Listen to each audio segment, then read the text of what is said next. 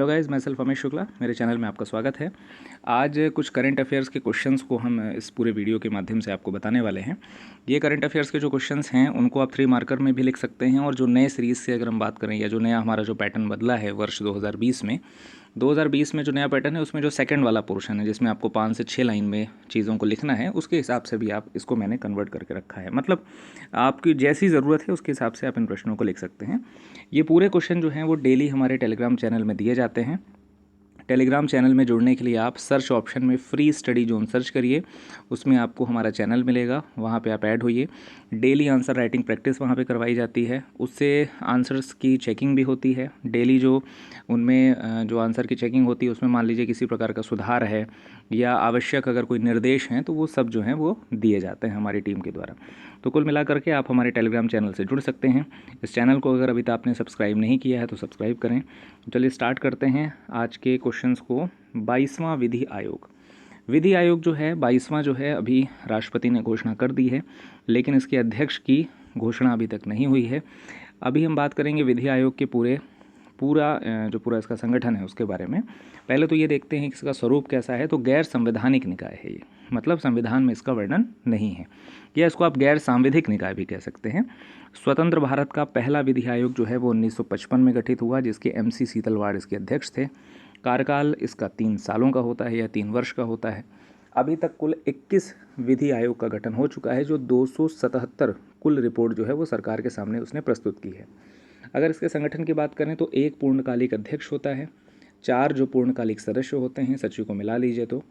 एक सचिव जो होता है पदेन सदस्य होता है, जो कि कानूनी मामलों के विभाग का सचिव होता है, और दूसरा जो पदेन सदस्य होता है वो विधायी विभाग का जो सचिव होता है उसको भी शामिल हम करते हैं। 5 इसमें अंशकालिक सदस्यों को भी शामिल किया जाता है। अभी तक 21वां जो विधि आयोग गठित हुआ था अंतिम, उसमें BS चौहान जो थे उसके अध्यक्ष थे। विधि आयोग के कार्यों को अगर हम संक्षेप में बताएं तो आप ये बता सकते हैं कि अनावश्यक और अप्रासंगिक कानूनों की पहचान करना इसका कार्य है। उसके अलावा अप्रचलित कानूनों को रद्द करने की सिफारिश भी ये करता है। सबसे इम्पॉर्टेंट है कि कानून सुधार और नए कानून बनाने संबंधी जो भी सुझाव होते हैं वो सरकार को विधि आयोग ही देता है। तो ये आपने देखा कि विधि आयोग के संबंध में ये 3 मार्कर, या आप इसको कह सकते हैं नए पैटर्न के हिसाब से जो 5 नंबर के जो प्रश्न आते हैं उसमें भी आप इसको पिरो सकते हैं। अगला जो है वो ट्रांसपेरेंसी इंटरनेशनल है। ट्रांसपेरेंसी इंटरनेशनल एक संस्था है जो जर्मनी की संस्था है। भ्रष्टाचार की स्थिति का आकलन करने के लिए संस्था का गठन किया गया है। ये एक रिपोर्ट हर वर्ष प्रकाशित करता है जिसको हम भ्रष्टाचार बोध सूचकांक या CPI रिपोर्ट कहते हैं। इसका मुख्यालय बर्लिन में है। इसकी स्थापना 1955 में हुई थी। वर्ष 2019 के लिए सूचकांक में 180 देशों का आकलन किया गया है। यहाँ पे ध्यान देने योग्य बात यह है कि 2019 के लिए जो सूचकांक प्रसारित होता है वो 2020 में होता है। सबसे कम भ्रष्ट देश इसमें डेनमार्क को बताया गया है 2019 के सूचकांक में, और सर्वाधिक भ्रष्ट देश जो है वो सोमालिया को बताया गया है। भारत की स्थिति की अगर बात करें तो भारत 80वें पायदान में है चीन के साथ, जिसका स्कोर जो है वो 41 है। अगला अगर हम बात करें COP 13 की, तो COP 13 जो है वो संयुक्त राष्ट्र पर्यावरण कार्यक्रम के तत्वाधान में 1983 से लगातार आयोजित होता रहा है। अपनी सीमा के देशों में जो भी प्रवासी प्रजातियां हैं इनकी सुरक्षा के लिए इसका आयोजन जो है वो किया जाता है। इसको हम बॉन कन्वेंशन के नाम से भी जानते हैं। 13वां जो COP आयोजित हुआ है वो फरवरी 2020 में गांधीनगर गुजरात में आयोजित हुआ है।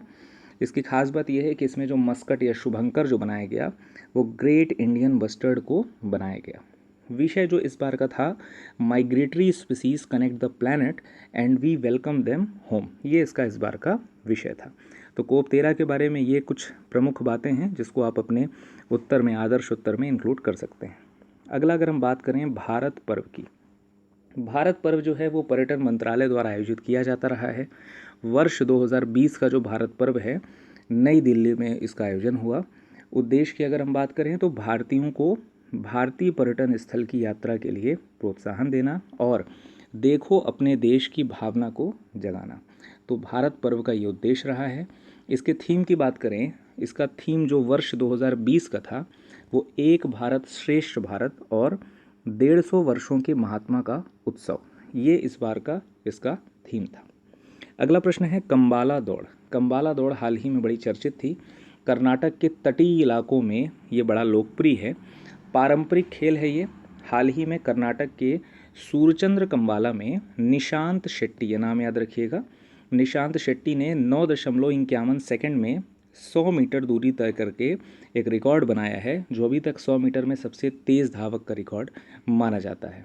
इन खेल में कीचड़ में भैंसों का प्रयोग किया जाता है और अभी हाल ही में सुप्रीम कोर्ट ने निर्णय दिया था कि इस प्रकार के खेलों को बंद किया जाए, लेकिन फिर बाद में कर्नाटक सरकार ने इसको उस पारंपरिक खेल की एहतियात के तौर पे इसको फिर से चालू करवा लिया। आगे बात करें ऊझ परियोजना। ऊझ परियोजना में अगर बात करें ऊझ नदी की, तो ये 12मासी नदी है जो रावी की सहायक नदी है। सिंधु जल संधि समझौता जो हमारा हुआ था, पिछला जो हमने 3 मार्कर बनाया था उसमें आप देखिएगा हमने सिंधु जल संधि समझौता के बारे में बताया था उसमें।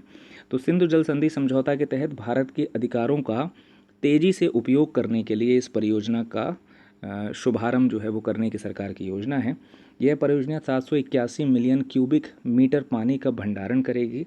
जम्मू कश्मीर और उसके आसपास के क्षेत्रों में इस परियोजना का पूरा शिलान्यास किया जाएगा। जो पूर्वी नदियां हैं, सिंधु जल संधि के तहत जो पूर्वी नदियां हैं, रावी, सतलज, व्यास की अगर बात करें तो इसके पानी के उपयोग को बढ़ाने के लिए इस योजना का शुभारंभ किया जा रहा है। 5,850 करोड़ की लागत इसमें संभावित है। संप्रीत 9 की अगर हम बात करें तो भारत बांग्लादेश का संयुक्त सैन्य अभ्यास है। फरवरी 2020 में मेघालय में आयोजित हुआ। उद्देश्य की बात करें तो दोनों देशों के बीच सैन्य संबंधों की मजबूती तथा रक्षा सहयोग बढ़ाने के लिए संप्रीति 9 जो है वो आयोजित किया गया था। अजय वारियर 2020 भारत इंग्लैंड संयुक्त सैन्य अभ्यास है। इसका 5वां संस्करण हाल ही में इंग्लैंड में वर्ष 2020 में आयोजित हुआ। इसके उद्देश्यों की बात करें तो रक्षा सहयोग के साथ साथ सुरक्षा चुनौतियों से निपटने के लिए अजय वारियर 2020 आयोजित हुआ था। नालंदा महाविहार। नालंदा महाविहार की बात करें, वैसे तो ये इतिहास का प्रश्न है, लेकिन अगर करंट अफेयर्स के संदर्भ में पूछा जाए तो आप इसमें बताइएगा इतिहास से ही जोड़ करके। भारत में अगर हम बात करें तो प्राचीनतम और महानतम केंद्र रहा है मगध के क्षेत्र में, और पूरे विश्व में जो है वो इसकी चर्चा रही है। इसकी स्थापना जो है वो 425 से 55 ईस्वी के आसपास कुमारगुप्त जो हैं, गुप्त वंश के शासक रहते हैं कुमारगुप्त, वो करते हैं। प्रसिद्ध चीनी यात्री हेनसान ने भी इसकी यात्रा की थी। पहला आवासीय विश्वविद्यालय पूरे विश्व का नालंदा महाविहार को माना जाता है। नागार्जुन, शीलभद्र आदि विद्वानों का केंद्र रहा है और भी कई विद्वान जो हैं वो यहाँ पे सुशोभित रहे हैं। तो कुल मिलाकर के नालंदा महाविहार जो है वो इस तरीके से आप बता सकते हैं। कुछ और भी अगर विशेष पॉइंट आपको समझ में आते हैं तो उसे भी आप इसमें इंक्लूड कर सकते हैं। आगे अगर बात करें भारत की यात्रा पर आए अमेरिकी राष्ट्रपति, ये अगर प्रश्न आता है तो आपको सिर्फ और सिर्फ ये नाम बता देने हैं और वर्ष बता देना है कि कौन कौन से अमेरिकी राष्ट्रपति जो हैं वो भारत की यात्रा पे आए थे। तो इसको मैंने फ्लो डायग्राम के माध्यम से आपको बताना चाहा है। डी आइजनहावर 1959 में आए, फिर रिचर्ड निक्सन जो है 1969 में आए, फिर जिमी कार्टर जो है 1978 में आते हैं, बिल क्लिंटन साहब जो हैं वो वर्ष 2000 में आते हैं, जॉर्ज बुश 2006 में आते हैं, बराक ओबामा ने एक बार डॉक्टर मनमोहन सिंह के समय वर्ष 2010 में यात्रा की, फिर श्री नरेंद्र मोदी के समय वर्ष 2015 में यात्रा की। डोनाल्ड ट्रंप अभी हाल ही में 24 से 25 फरवरी 2020 को भारत की यात्रा पे आए थे, जिसका स्वागत नरेंद्र मोदी ने बड़ी बखूबी जो है वो किया था। आगे अगर बात करें महाकाल एक्सप्रेस की, काफ़ी चर्चित ये ट्रेन रही है। पहली निजी हमसफ़र एक्सप्रेस के रूप में इसको स्थापित किया गया है। वाराणसी से प्रयागराज होते हुए इंदौर तक की पूरी यात्रा जो है वो ये ट्रेन करेगी। खास बात यह है कि ये देश की तीसरी कॉरपोरेट ट्रेन है IRCTC के अधीन। इसमें उद्देश्य जो है वो 3 ज्योतिर्लिंग श्री काशी विश्वनाथ, महाकाल और ओंकारेश्वर की सैर जो है वो की जानी प्रस्तावित है। ईयर ऑफ मेटल रैट, ये चीन का वर्ष 2020 का नामकरण है year of metal rat. Year of metal rat की अगर हम बात करें तो चीन में ये परंपरा रही है कि ज्योतिष चक्र के आधार पे लगातार जो भी 12 वर्ष होते हैं इनका नामकरण जो है अलग अलग जानवरों के आधार पे किया जाता है। 25 जनवरी से 11 फरवरी 2021 तक जो है ईयर ऑफ मेटल रैट चलेगा। वर्ष 2021 में अगला जो वर्ष है उसको ईयर ऑफ मेटल ऑक्स के नाम से सुशोभित किया गया है या बताया गया है। वैश्विक आलू सम्मेलन की बात करें, अगला है जो प्रश्न, उसमें अगर बात करें तो भारतीय आलू संघ के तत्वाधान में आयोजित होता रहा है। इसका पहला सम्मेलन वर्ष 1999 में आयोजित हुआ। अभी हाल ही में तीसरा सम्मेलन जनवरी 2020 में गांधीनगर में आयोजित हुआ, गुजरात में। 2020 में ICAR और आलू अनुसंधान संस्थान शिमला, ICAR नई दिल्ली में है। आलू अनुसंधान संस्थान जो है शिमला में और अंतर्राष्ट्रीय आलू केंद्र पेरू का सहयोग जो है वो इसमें रहा है। इस वर्ष प्रसंस्करण क्षेत्र में वृद्धि, नीतिगत सहायता, प्रमाणित बीज, निर्यात आदि मुद्दे जो हैं इसमें चर्चित रहे हैं। अगला अगर हम बात करें कोविड-19 की, तो कोविड-19 के बारे में वैसे तो बहुत सारे मैटर हैं, हाल ही में बड़ा महामारी का रूप इसने लिया है और बहुत सारे ऐसे कुछ इसमें पॉइंट्स डाले जा सकते हैं, लेकिन मैंने 4 से 5 बिंदु में इसको संजोया है। घातक कोरोना वायरस का ये आधिकारिक नाम है। WHO वर्ल्ड हेल्थ ऑर्गेनाइजेशन ने 11 फरवरी 2020 को यह नाम घोषित किया। सर्वप्रथम 31 दिसंबर 2019 को चीन के वुहान लैब में इसकी पहचान की गई है, वहीं से निकला। और कोरोना का जो फुल फॉर्म है वो CO कोरोना, V जो है इसका VI जो है वायरस और D जो है इसका डिजीज़, कोरोना वायरस डिजीज़ जो है 19 जो है वो वर्ष 2019 को लक्षित किया गया है। लक्षण की बात करें तो खांसी, बुखार, श्वसन क्रिया में रुकावट आदि जो हैं इसके लक्षण जो हैं वो माने जाते हैं। तो इस प्रकार से ये कुछ करंट अफेयर्स के प्रश्न थे जिसको मैंने 3 मार्कर के रूप में या 6 मार्कर 5 मार्कर जो हमारा नया पैटर्न है उसके रूप में आपको इसमें प्रेजेंट किया है। ध्यान रहे ऐसे ही आपको कुछ प्रश्न हम देते रहेंगे, लेकिन ज़रूरी यह है कि आप भी इसकी प्रैक्टिस जो है वो समय के साथ करते रहें, क्योंकि जब भी परीक्षा आएगी तो उस समय 3 मार्कर के प्रश्नों की अगर हम बात करें या जो छोटे लघुत्तरीय प्रश्न होते हैं उनमें हम कम ध्यान दे पाते हैं। हमारा ध्यान परीक्षा जब आ जाती है तो ध्यान जो है वो बड़े क्वेश्चंस पे ज़्यादा रहता है।